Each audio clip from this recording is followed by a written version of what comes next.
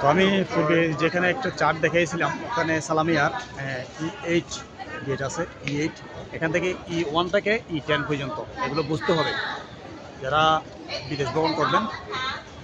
ঠিক আছে, আমার এখানে হলো E8, আমি এখানে E1 থেকে E10, তাহলে আমি এই গেট দিয়ে ঢুকবো। ঠিক আছে, তো আপনারা সেটা খেয়াল রাখবেন যারা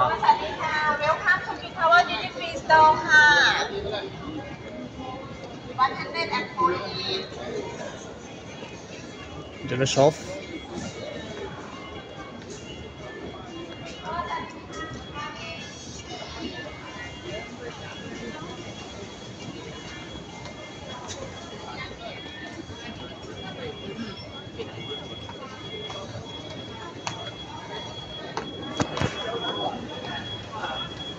তো আমি মস্কেটের উদ্দেশ্যে রওনা দিলাম একটু পরে। আমার 11টা ফ্লাইট, এখন 10টা বাজে।